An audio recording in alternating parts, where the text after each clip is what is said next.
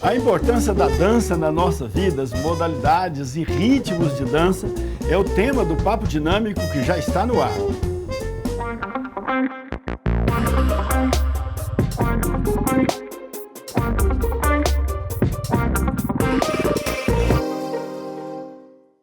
Olá, gente boa, muito boa noite. Estamos iniciando o Papo Dinâmico na PUC TV Goiás, toda terça-feira, 9h30 da noite, e também no canal do programa Papo Dinâmico no YouTube, no canal da PUC TV Goiás, também no YouTube.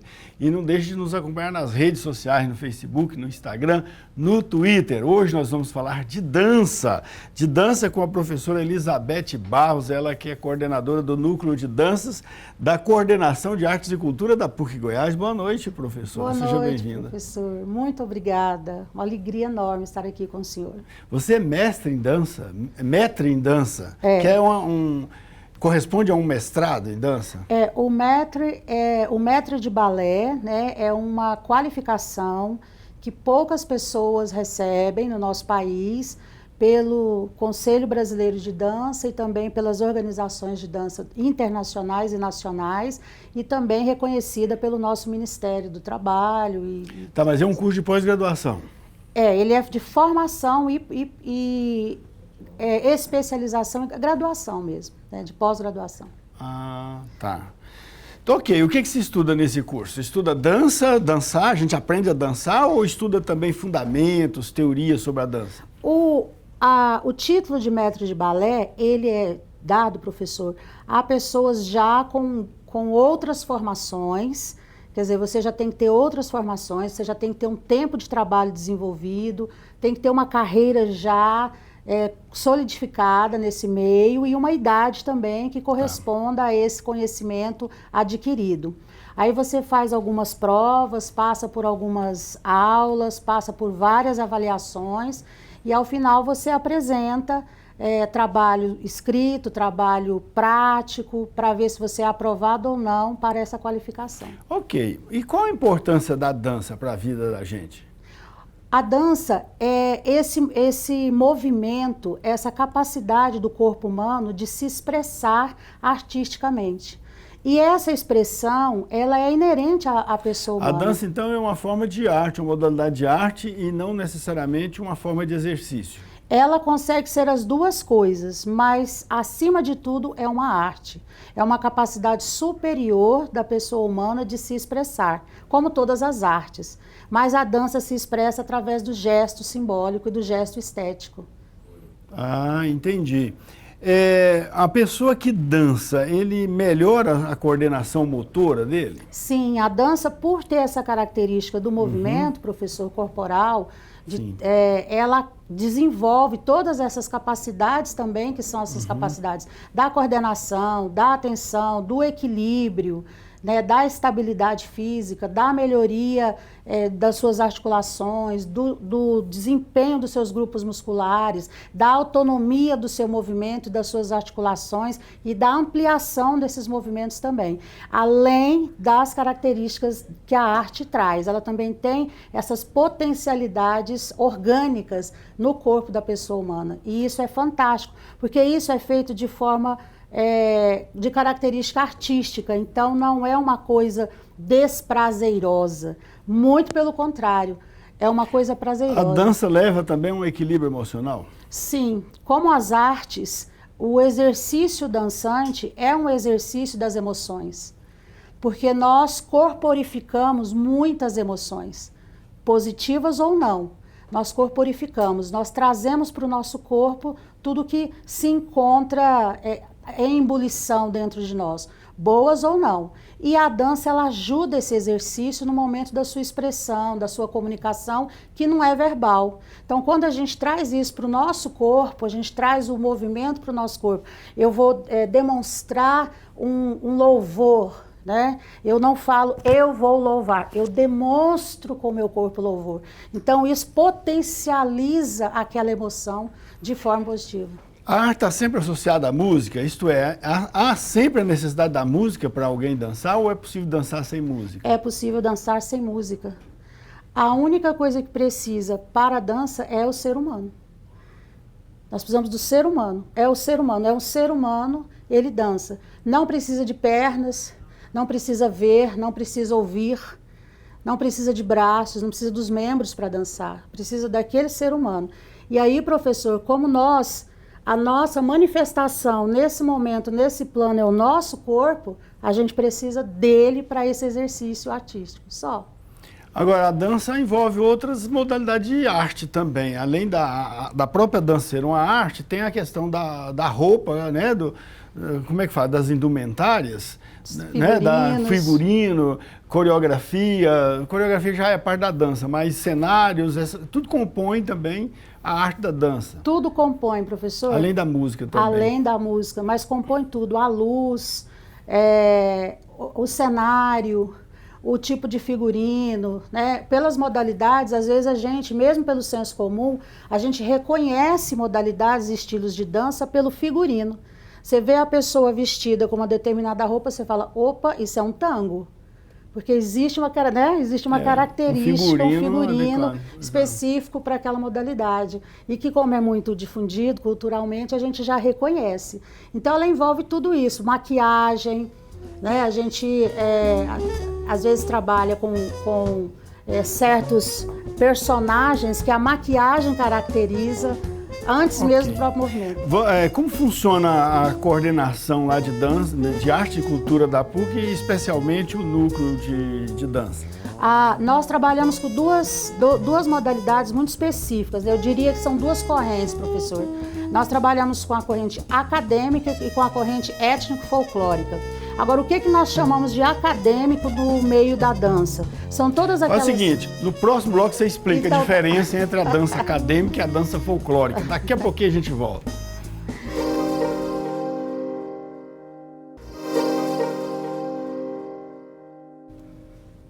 De volta com o Papo Dinâmico na PUC TV Goiás. E não deixe de acompanhar a gente lá no YouTube, no canal do programa Papo Dinâmico. Lá tem todos os programas nossos que já foram ao ar. Mais de 100, quase 200 programas estão lá disponíveis para você assistir, curtir, compartilhar com seus amigos. E manda sua mensagem aqui para nós, sugira tema para debater aqui conosco pelas redes sociais, no Facebook, no Twitter e no Instagram. Hoje estamos falando da importância da dança na vida das pessoas, né? E enquanto a gente fala, a produção vai colocando aí alguns ritmos também de dança e estamos tratando este assunto aqui com a Elizabeth Barros, que é coordenadora do Núcleo de Dança da Coordenação de Artes e Cultura da PUC Goiás. Então, qual a diferença então de uma dança no sentido acadêmico e de uma dança no sentido folclórico? As danças acadêmicas, nós chamamos de danças acadêmicas ou ainda de danças técnicas, aquelas que são regidas por uma normatização específica de movimento, de música, de conteúdos, de metodologia. Então são o jazz, o balé, a dança moderna, a dança contemporânea, o sapateado. Essas danças são conhecidas como danças técnicas. As danças folclóricas ou étnico-folclóricas são aquelas danças cujos conteúdos são popularmente transmitidos. Então a gente vai falar da catira, nós vamos falar da folia, isso é balé. Okay. Nós vamos falar da folia de reis, né, da dança das fitas. O forró é uma dança folclórica? O forró tem a sua versão acadêmica, a técnica e a sua versão folclórica. E o samba? Também. Todas as danças de salão, professor, elas têm a sua característica, versão técnica e sua versão folclórica ou étnico-folclórica. O mesmo você pode dizer do pagode? O mesmo você pode dizer do pagode. Por quê? Porque com o desenvolvimento da nossa sociedade, muitos estudiosos e pesquisadores recorreram, transformaram essas danças em objetos de pesquisa e estudo e produziram conhecimento científico sobre isso. Então, eles ali trataram de forma acadêmica, científica, das regras, das normas, dos principais movimentos, e isso virou um conteúdo de acesso para quem quer estudar tecnicamente aquela modalidade. Mas isso não deixou de que o avô, o pai, o tio, né, a família continuasse aquela cultura, aquele folclore, né, aquela reuniãozinha, aquele forró ali na pamonha e tal, né, não deixou. Então a dança enquanto arte, ela tem uma expressão, ela é expressiva por si mesma, né, que hoje a arte contemporânea ela é arte por si mesma, não pela função, pelo papel que ela desempenha. Mas também é possível uma arte política, uma dança política, uma dança religiosa, como aliás muitas vezes a música, a pintura, a escultura, né, já foram modalidades, já tiveram, né, suas tendências políticas, tendências ideológicas, né? É possível também dança assim? Sim, sim. Inclusive, professor, as modificações que a dança foi sofrendo ao longo da história da nossa sociedade tiveram interferências na história humana de questões políticas, de ações, por exemplo, de guerras. A mudança, por exemplo, da dança padrão balé de uma época para o que se chamou depois de dança moderna ou contemporânea, teve a ver com uma mudança de percepção de conceito de homem, no sentido da antropologia, né? Então, mudou-se o conceito. Como assim? Que homem é esse que está nessa sociedade no sentido antropológico? Que pessoa humana é essa? E isso interferiu no corpo. Interferiu na expressão do corpo e na dança. Então, a dança também, ela reage a isso. E hoje, como todas as artes, ela também é lançada para, inclusive, controle social. Né, ela também é utilizada. Nós temos várias modinhas que são lançadas com diferentes propostas, inclusive ideológicas. Tá, a gente vê agora filmes clássicos, assim, as pessoas dançando em salão, né? Principalmente valsa, né? Pode-se dizer que a valsa é um estilo da nobreza?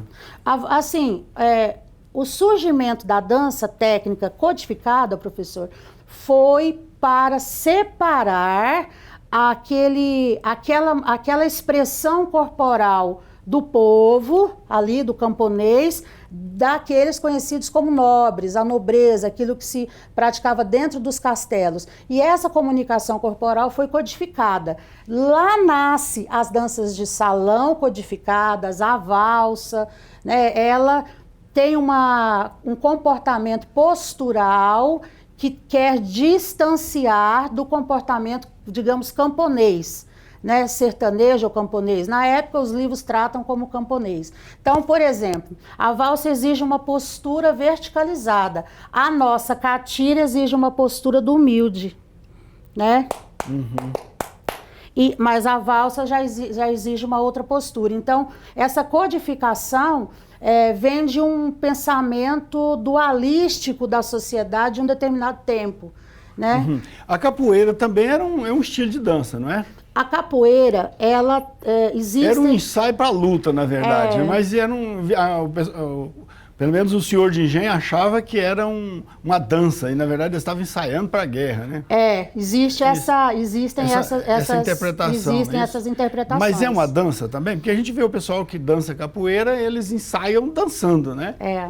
Hoje nós podemos dizer que ela é sim uma expressão corporal, artística, dançante também, mas ela também é um movimento acrobático, ela também é um exercício de defesa, de artes defesa, artes pessoais da defesa. Mas enquanto a capoeira ocorria lá nos quilombos, e na Casa Grande ocorria que tipo de dança?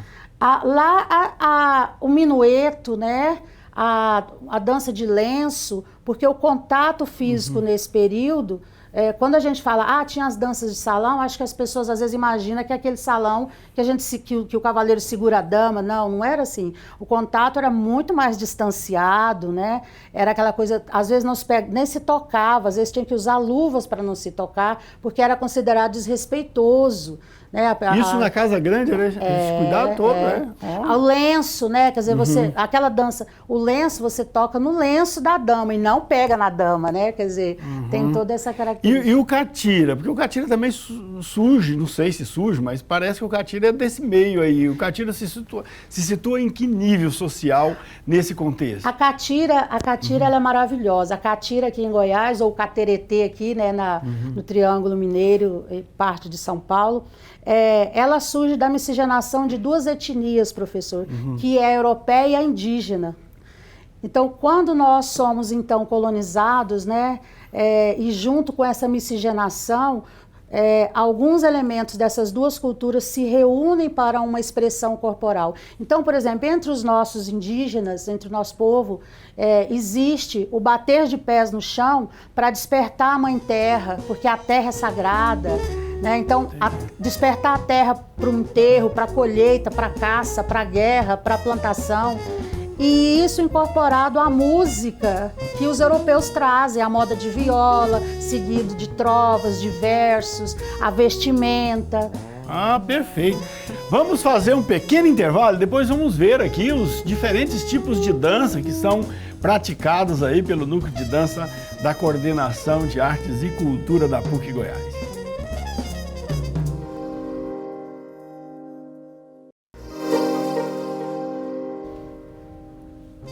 De volta com o Papo Dinâmico na PUC TV Goiás. Hoje nós estamos falando de dança, das modalidades, dos tipos de danças e a relação desses tipos de dança com a nossa formação, com a nossa cultura, com o nosso folclore, com a nossa identidade cultural e também para qualidade de vida nossa. Estamos falando isso aqui com a Elizabeth Barros, que é maître de dança.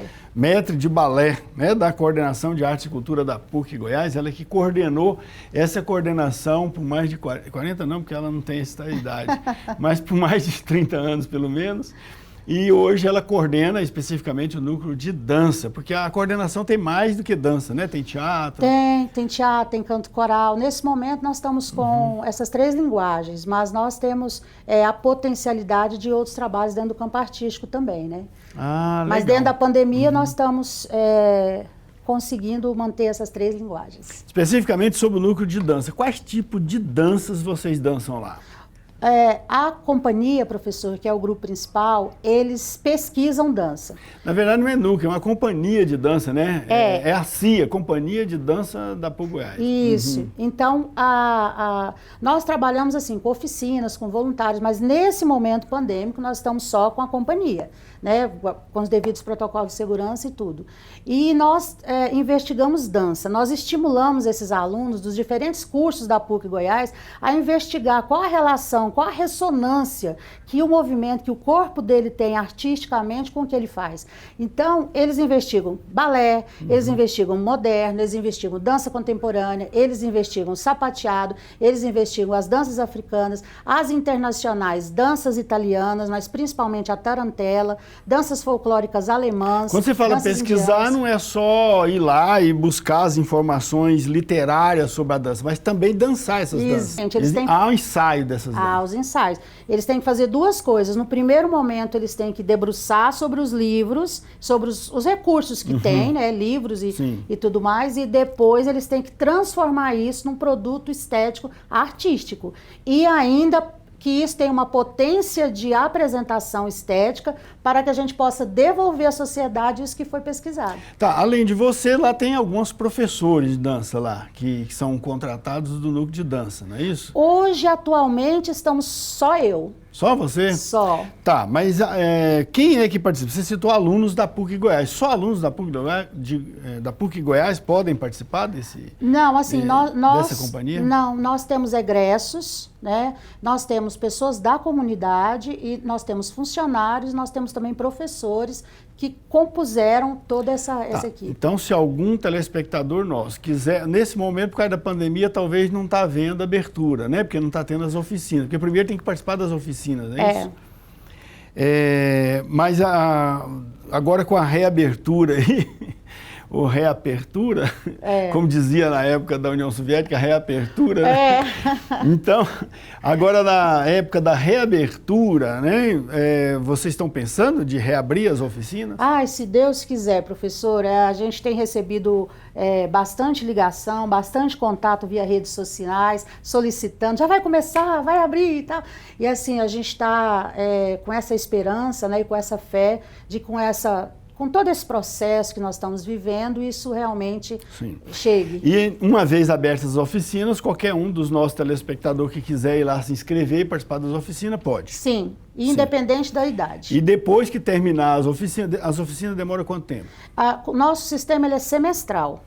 Então, todo semestre abre e encerra, né? Quando abrir, vai abrir e encerra. E depois das oficinas, se ele quiser se integrar à companhia, como é que faz? Ele faz um teste, né? Tá. Ou ele, ao longo dessa oficina, já demonstra interesse e essas capacidades, essas habilidades para ingresso na companhia. Tem que ter habilidade, algum dom natural para dançar, para fazer parte da companhia? Professor, eu sou da opinião que a primeira habilidade que você tem que ter é a vontade de querer fazer. É porque durante a oficina a pessoa desenvolve essas habilidades, Exatamente, né? Tá bom. Então, hoje na companhia, além de alunos, tem funcionários, professores e ainda pessoas da comunidade lá, participando da companhia. E a companhia, ela apresenta onde? Nós apresentamos, a gente costuma falar, até brincar, porque nós vamos do Oiapoque ao Chuí, né? Assim, a gente apresenta não só em eventos acadêmicos da própria instituição, mas de outras instituições.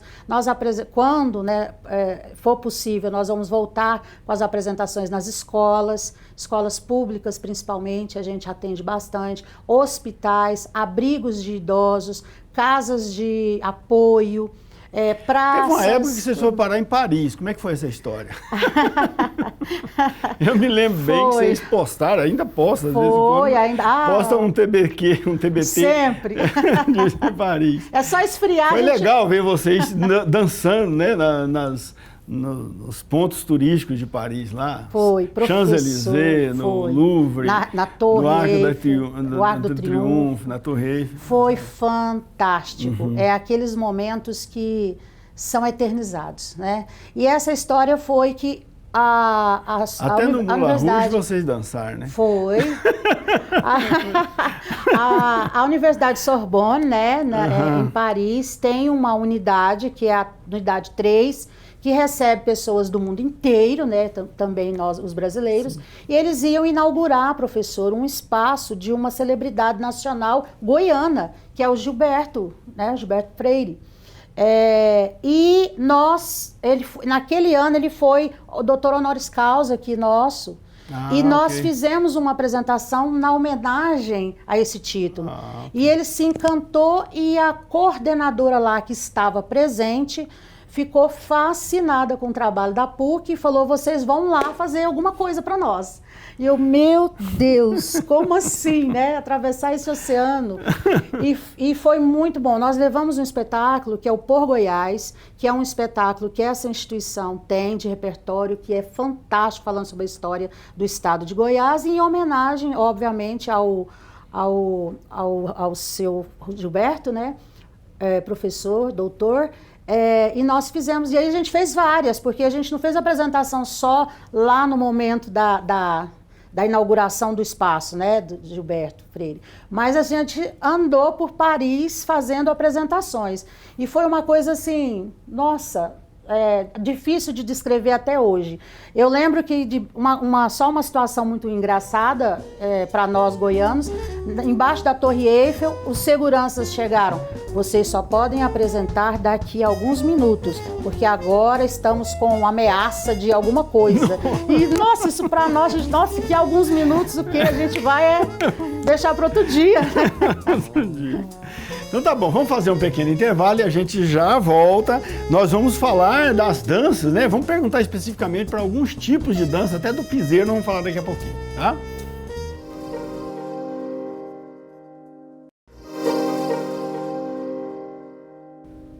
De volta com o Papo Dinâmico na PUC TV Goiás. Hoje aqui falando de dança com a Elizabeth Barros, coordenadora da Companhia de Dança Noá, né? Que é o núcleo de dança da Coordenação de Artes e Cultura da PUC Goiás. Então, a gente brincava aqui no intervalo, né, sobre a semelhança ou diferença entre a dança, o forró, que é a dança já tradicional no Brasil, e o piseiro, que é uma moda que está rolando aí nas redes sociais, que, aliás, piseiro é uma gíria já antiga, mas que agora está sendo usada para designar esse tipo de dança aí. Há alguma semelhança? Que diferença existe entre forró e piseiro? Professor e colegas, né, que estão assistindo, com a pandemia e com essa evolução da comunicação via rede social e do tamanho de uma tela de celular, o movimento artístico dança e essa expressão popular de dança, ela também diminuiu o tamanho, o espaço, né? O corpo condensou, né? Porque tem que caber naquela tela ali naquele momento. E agora o forró não necessariamente ele precisa estar contido num movimento solo, assim. Ele pode ser expansivo. Tá aí um exemplo. Ele pode ocupar o espaço, né? Ele pode se apropriar desse espaço. O corpo se apropria de todo o espaço que está ao seu redor e a apropriação desse espaço no forró, e todos os tipos de forró, ele não tem limite, não. Principalmente as movimentações mais modernas, cabe a acrobacia, como o senhor viu aí isso aí é uma acrobacia e tudo, uma dinâmica. Esse casal aí já é também um casal consagrado na Companhia de Dança no Ar, né? A Weigman com o esposo dela. Isso, com o Jaime. Nossos 2 egressos de fono e psicologia, né? Que já são profissionais. Ela começou no balé, né? Aqui, Ela começou aqui, ele também. Quando veio para a universidade para sua graduação. Mas ele faz balé também, o Jaime? Faz também, faz. E é fonoaudiólogo e profissional, trabalha na clínica de fono. É muito legal isso tudo. E aí o piseiro, professor, é muito engraçado, porque ele é uma forma cômica, um pouco cômica, divertida, que tem tudo a ver com o que a juventude, e nós também buscamos na rede social em vários momentos. A gente não quer ver só tragédia, né? A gente quer ver uma coisa também divertida e animada, e eles vieram para isso. E o jovem é criativo, ele faz, a movimentação é baixinha ali. Mas ele é muito diferente do forró. A música pode ser semelhante, porque parece uma música de batida popular, né? Parece uma coisa assim... interiorana, realmente parece. Agora, o mesmo ritmo pode ter diversas coreografias, né? Pode.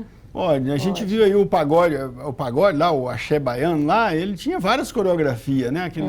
Aquelas bandas baianas, né? Que eu já até esqueci o nome lá, mas do Tchan. O Tchan tinha uma coreografia, o outro cantava a mesma coisa, mas tinha outra coreografia, não é isso? E a coreografia não é necessariamente um tipo de dança diferente. Não, assim, você pode interpretar, as interpretações são ilimitadas. Mesmo catira, por exemplo, eu posso dançar o catira de diversas formas. Pode fazer a catira de diversas formas. Existem as formas tradicionais, mas nada impede que seja feita uma leitura contemporânea, uma homenagem, uma bailarina clássica que homenagear a catira. Agora, tem dança altamente sofisticada, Como a gente tinha aqui a companhia de dança Quasar, não sei se ainda tem em Goiás, sumiu, mas andou pelo mundo inteiro, fez muito sucesso.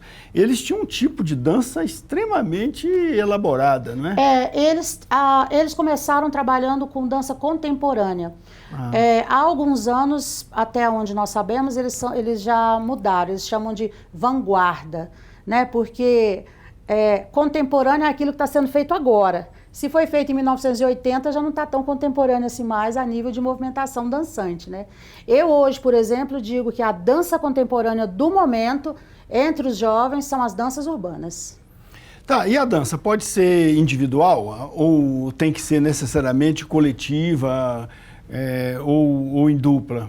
Não, essa aí é a potência da dança como arte, como expressão. Ela cabe tudo. Ela cabe individual, ela cabe você na sua privacidade, ela cabe você no palco, ela cabe você no banheiro, né? Ela onde você quiser, você na cozinha, você no seu quintal, no seu terreiro, mas ela também permite a dupla, ela permite o conjunto, ela permite...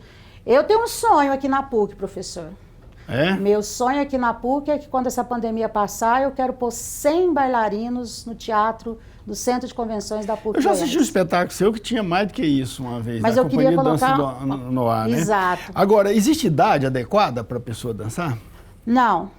Todas as idades, o movimento, a expressão devem ser estimulados. Agora, existem modalidades e técnicas, professor, que são específicas de acordo com a maturidade corporal e o desenvolvimento muscular e articular daquele corpo. Tá, como eu posso saber se eu posso dançar e qual o ritmo que eu posso escolher?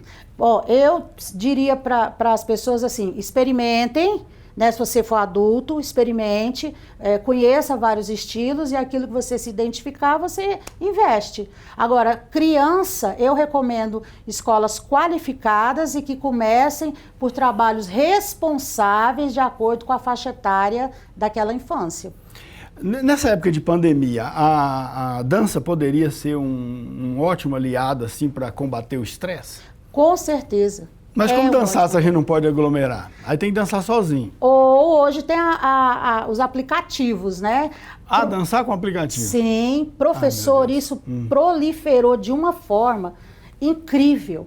A dança, ela se refez de tantas formas na pandemia que a gente se surpreende até hoje. São dezenas de aplicativos, dezenas de instrumentos, de salas de aulas virtuais, de potência, e o mercado tecnológico parece uma ebulição, né? Ele não para. Então a gente fica assim, o Bolshoi, professor, vai fazer audição virtual. Ok. O Bolshoi. Agora, eu queria também perguntar sobre os diferentes estilos de dança, ou tipos de dança que surgiram, marcaram época e depois desapareceram. O rock ainda está presente, mas teve uma época áurea do rock. O que significou o rock na história da dança? O rock é aquele... Que até hoje, algumas festas, principalmente festas assim, dos anos 80, 70, ainda tem um momento do rock, né? E que é muito querido pelos jovens também. Nós estamos sem condição de fazer festas, mas quando fazem as festas que você coloca um rock, a moçada adora. O rock, enquanto modalidade musical, ele tem uma quebra do ritmo que era conhecido, o ritmo da valsa, que é o ternário. Então, o ritmo conhecido da movimentação, da estética daquele momento, era 1, 2, 3, 1, 2, 3, 1, 2, 3. E quando o rock surge, ele surge como inclusive um marginal. O rock surge como marginal, porque ele entra no ritmo quaternário. 1, 2, 3, 4, 1, 2, 3, 4, 1, 2, 3, 4, 1, 2, 3, 4, né? Começou. Legal. E aí ele dá uma depois dinâmica. do rock veio a discoteca, né? Com Olivia Newton-John e John Travolta. Né? Fizeram um sucesso no cinema, no mundo inteiro. Eu mesmo dancei muita discoteca, dancei rock também. Passou. E nós tivemos aqui no Brasil a lambada, que também surgiu, fez sucesso e desapareceu. Por que isso acontece? Porque a dança, como expressão artística, professor, ela acompanha o movimento cultural e social vivido. Então, houve uma necessidade de, como eu disse para o senhor, de reformulação do conceito de sociedade na época em que deixou o clássico um pouco mais de lado e criou um novo estilo. Da mesma forma que os estilos vão surgindo. Esse que a gente falou anteriormente, o senhor falou do piseiro, né? O passinho piseiro, ele já é uma outra manifestação de um tempo, que também vai desaparecer. Eu queria fazer mais uma pergunta, eu sei que o tempo nosso já esgotou, mas eu queria que a produção aguentasse só mais um minutinho para eu ouvir de você uma resposta. A dança ajuda a vender a música? Por exemplo, a gente vê que muitos artistas que dançam vendem mais. Não sei se eu estou certo, eu tenho essa impressão, né? Que o artista que faz um lançamento acompanhado com o ritmo, com a coreografia, geralmente faz mais sucesso que outro que não faz assim. Eu estou certo ou estou errado? Não, o senhor está certíssimo. Professor, o senhor ouve uma música, o seu corpo sente a música aqui. O senhor vê uma obra de arte, o seu corpo vê a obra e sente aqui. Se você vê uma dança, você não só a vê, você a ouve e você vai em direção, porque você identifica um ser humano, um corpo humano, e a gente tem uma identidade com o outro ser humano. Já viu que a gente busca na natureza formas humanas, né? Então, quando um artista vai lançar uma música, não sei, ele cria o corpo de baile dele, ele atrai a atenção não só para ele mesmo como artista, mas para toda a obra musical que ele está fazendo. Então, as bandas musicais, de um certo tempo para cá, todas desenvolveram junto com o seu cantor, vocalista lá, o corpo de baile. E tem até uma profissão específica para isso, que é o coreógrafo de bandas de música. De música, perfeito. Beth Elizabeth Barros, obrigado pela presença, foi ótimo, excelente o nosso bate-papo. Espero que o nosso telespectador tenha curtido muito, né? E muito obrigado, boa noite para você. Boa noite, professor. Obrigado. Valeu demais, gente. Vamos dançar. Dançar, ok. E para você que dançou conosco aqui nesse programa, um grande abraço e até a próxima. Vem de ladinho que eu te ensino. Vai lá comigo pra valer. Só eu e você.